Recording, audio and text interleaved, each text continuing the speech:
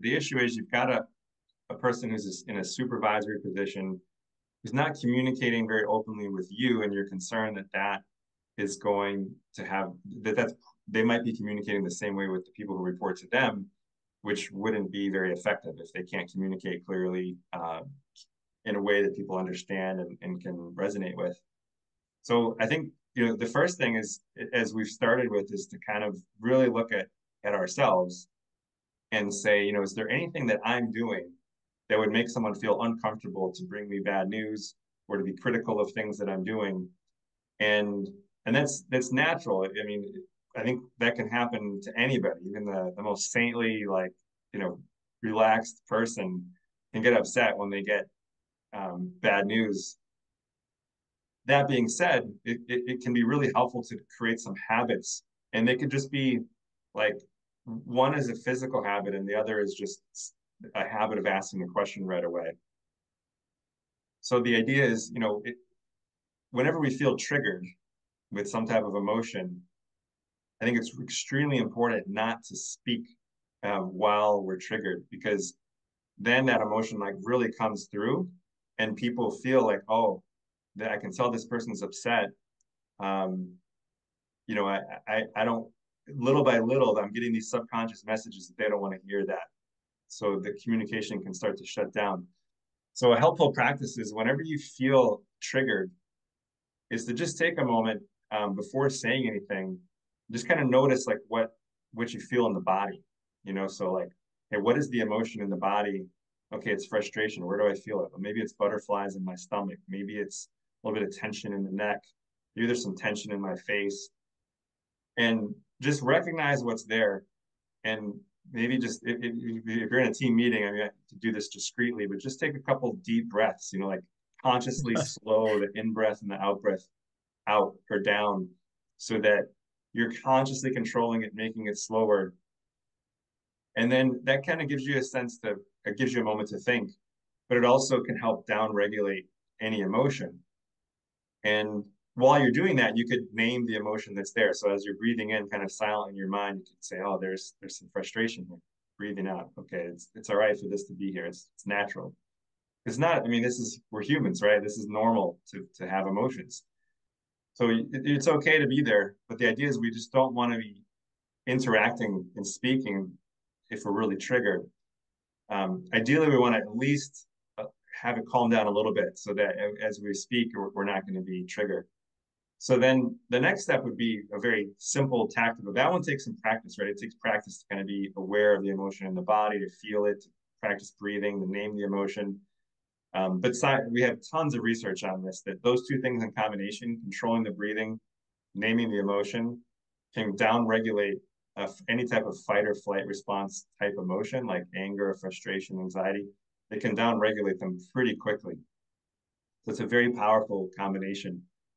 And then the next step would be, especially if you feel like you do need to respond to something, in a meeting, um, is before stating anything. So like making a statement is to just ask questions. Because when you ask questions, it does two things. There's kind of like this synergistic effect, right? So one is you're buying time.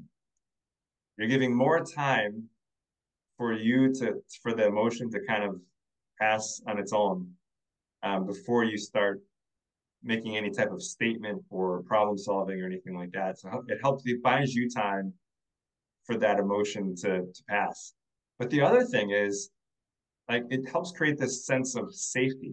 So like in a group dynamic, it's very um, a lot of the communication is unspoken.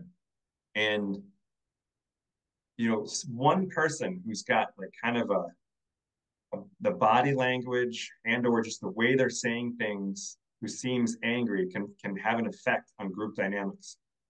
Conversely, if you can be the person who leans in to a problem and is clearly not bothered by it, and is asking questions, like, probing questions, all of a sudden people feel really safe. So, like, for instance, if somebody brings you some type of bad news, like, Gilberto, we missed this goal, and this is we missed it by this much. So let's say you're really, you're ticked because this is like the second time they've missed this goal in a month or whatever the case might be, right? And so you might just go through the exercise we just talked about for a second. It might just be literally 10 seconds, 15 seconds, and you just say, okay, maybe take a breath or so. Can you tell me a little bit more about it? Like what, can you tell me more about like what led up to the goal being missed? And then you give them the chance to talk. Meanwhile, you're continuing with the breathing, naming the emotion, calming down a little bit. And then you can ask some follow-up questions, like, okay, so, what's the number one reason you think might have led to this happening? Was there anything that me or the leadership team could have done differently to help make this goal happen?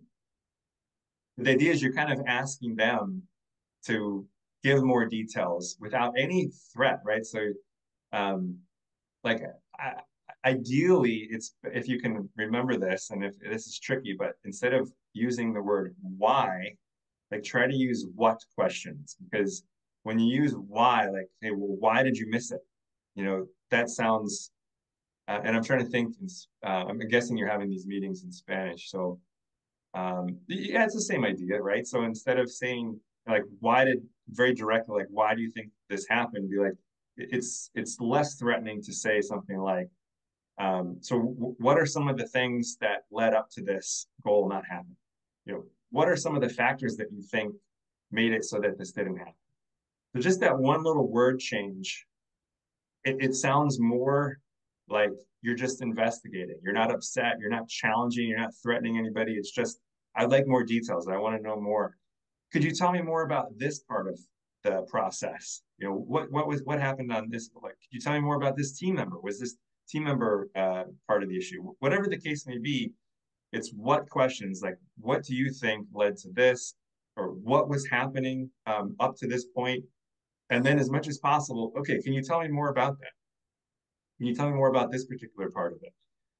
And you can see, like, I mean, even just us kind of playing through this right now, how, like, when you're asking questions with true curiosity, where you're apparently not upset, you just want to know more because you want to help solve the problem. It's not threatening, and so then, and people are much more likely to answer questions when the body language isn't threatening and when the questions themselves aren't threatening. So then I think what tends to happen, what can then happen is, let's say you have a good dialogue. Somebody brought up some bad news. You have a good exchange, and you say, like, look, well, my job is to help you guys hit your goals. Like, um, what do you think we could do? What are some things we could do differently next time to hit this? What do you need from me? Work through a solution together. And then once you've gotten to that point, I think it's really important to thank that person, whoever it was that brought up the bad news. Say, hey, by the way, thank you so much for bringing this up, because the only way that we get better as a team, the only way that we do big things is when we feel comfortable talking about areas where we have room to grow. When something hasn't gone the way we wanted, we can work as a team to try to fix it. And that just kind of seals the deal, right? So you've made it a comfortable environment with your body language. You've made it a comfortable environment with the words that you're using. And then not only do you thank the person there, but maybe even send an email out later. And you want to reinforce that not only is it safe to bring up bad news or to bring up ideas that's critical of leadership, but we want you to do that and we'll thank you for it. And maybe even reward people in some way beyond some recognition if it's appropriate. Because that's the type of culture you want, right? You want culture where people feel very comfortable to bring up quote unquote problems, goals that were missed, issues that need to be addressed. And this was actually, I think it was I always say his last name wrong, but the guy who turned Ford around, this is one of the Mullehy, I think, or Mulhaley, I always say it wrong. Alan Mullehy or Mulhaley. He was credited with probably the most successful corporate turnaround in U.S. history, turning Ford Motors from a company that was failing into one that was very successful. This was one of the keys that he noticed people were very apprehensive about bringing up bad news. And so he just made it a point to create the environment that I just discussed and to really recognize and appreciate people who brought up bad news, because that's the only way problems can get fixed. Now, that being said, so let's say, you get that part right. Um, then there could still be an issue. Well, maybe this person has nothing to do with you. Maybe there's this person for whatever reason just doesn't feel comfortable speaking in front of others or particularly sharing bad news. So this is where coaching in the way that we've described before can be so powerful. So, a good coaching conversation, ideally, you want to know what's important to this person before the coaching starts. So, you in one-to-ones that you have with this person to really find out what's most important to them at work. What are their goals that they have for not only performance-related goals, but for growth and for promotion, and where do they want to be in their career? The more that you can know about what's important to somebody, the easier it is to say, if you see something that's keeping them from hitting a goal that's important to them, the more likely you're going to be able to get buy-in on helping them grow. Because, so let's say in this particular case, you could just notice that you could bring it up to this person. Hey, this is something I'm noticing. Um, what are your thoughts on how, in fact, you might not even start with the issue. You might start with, you kind of map it out in your head, like think about a goal that is really important to them and how them not communicating clearly and effectively could be preventing them from hitting that goal. And then you could ask them. And the next time you have a one-to-one meeting, so hey, I know you've got this goal and this goal that you're working on. Is there anything that you think might be preventing you from hitting this goal as quickly as you'd like to? Let them talk about it. If they don't come up with the answer, maybe ask some more guided questions, like, well, are there any, you know, what are some traits that you think, like, let's say the person wants to be promoted to a more senior management role. What are some traits you think are really important for a senior manager? Oh, well, they need to communicate effectively, right? Oh, okay. Well, how do you think you're doing in terms of communicating with your team members or with me? Again, the idea is you want to you want to ask questions that allow them to talk about it. And ideally, if you can help them point out, yeah, I think I have room to grow in terms of communication.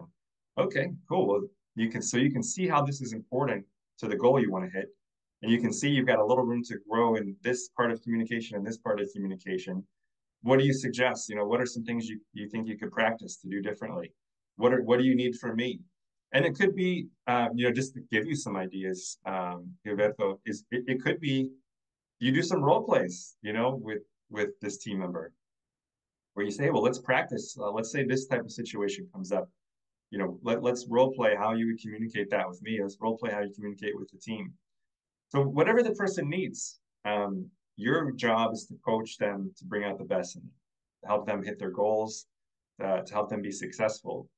And that's going to be more effective if you can tie in some place where they need growth to a goal that is important to them. Not just, performance is one thing, like goals at work is one thing. Obviously, nobody wants to consistently miss goals. But ideally, if you can tie it into something that's important to them, aside from just what's mandated to them by the work environment, the more likely it is that you're going to get buy-in, especially if they identify the issue that's preventing them from hitting that goal. They help come up with a plan for getting better in that area. That's where you're going to be much more likely to get buy-in. And if my experience has been that when people are not bought into something, when it's just dictated to them, adoption tends to be very low. Whereas if you can help somebody come up with their own solution and they can just see the map in their mind, it's attached to a goal, adoption becomes pretty high.